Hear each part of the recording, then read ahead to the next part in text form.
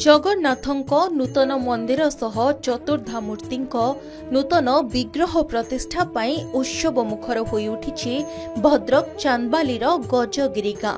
सकाळठु राति पर्यंत चलीछि पूजा पाठ, होम यज्ञ और पंडितंक मंत्र पाठरे समग्र गाँ रे सृष्टि होइछि आध्यात्मिक परिवेश। पूजा पाठ सह शह शह भक्तंक पाई मध्य प्रसाद सेवनर व्यवस्था करा जाइछि, जहाँकि गाँवर समस्त लोके निज निज पकेट्रु चांदा देई एभଳି महत् कार्य करिसेंति। से भक्त भावरे बंधा, से भक्त वत्सल। केतेबेले भक्त हातरू नड़िया निए तो केतेबेले से भक्तर बाली रथरे भी बसे।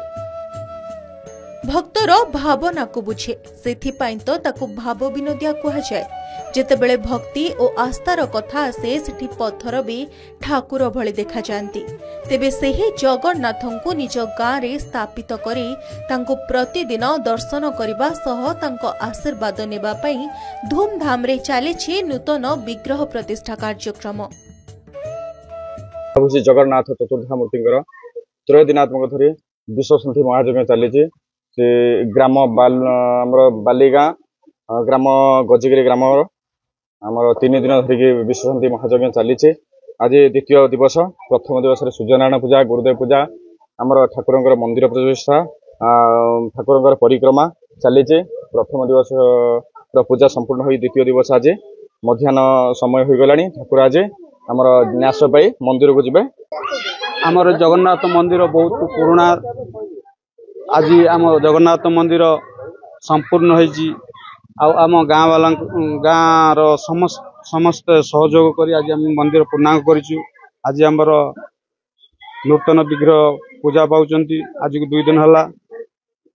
आमर कलश शोभा यात्रा एवं आम ठाकुर परिक्रमा गाँव रे ठाकुर परिक्रमा आ समस्त गाँव लोक सहयोग रे सब किछि आमर ठीक ठाक चलछि।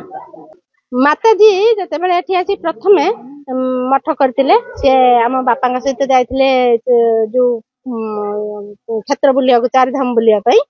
तापरे से माताजी आसिकी गोटे सेठु जगन्नाथ मंदिर नै कि जगन्नाथ को काखे की पुओ बोली कहि कि नै पळे आसिले पुरी रु आनी जगन्नाथ मूर्ति आनी कि एठी ही पूजा करतिले। आउ से मंदिर किछि दिन परे माताजी तांकर कंगले ना सबुदिन ठाकुर को पुओ बोली राखिकी खाती आउ भोग दियंती। तापरे माताजी कुआरे गले अंतर्ध्यान आमे भी कही जानी ना होए पर्यंत। तेबे दीर्घ दिन तले एठी एक छोटिया मंदिर थिला। एठारे जणे माताजी रहुथिले। माताजी जनक श्रीक्षेत्र बुलिबाकू जाइथिले। सेठारु जगन्नाथंकु निज पुओ बोली भाबी एक जगन्नाथ मूर्ति आनी गाँ रे पूजा करुथिले। किंतु हठात दिने माताजी कुआडे चाली गले, जहा परे गाँ लोक एठारे एक जगन्नाथ मंदिर करिवे बोली निष्पत्ति नेथिले, जहा आज सत होइछि। आज गाँ लोकंको दीर्घ दिनर आशा पूर्ण होइछि। मंदिर और विग्रह प्रतिष्ठा उत्सव पाई प्रथम दिन 108 महिला माने कलश शोभा यात्रा रे जाई घट स्थापन करथिले। 3 दिन व्यापी रीतिनीति अनुसार चलीथिला पूजा अर्चना।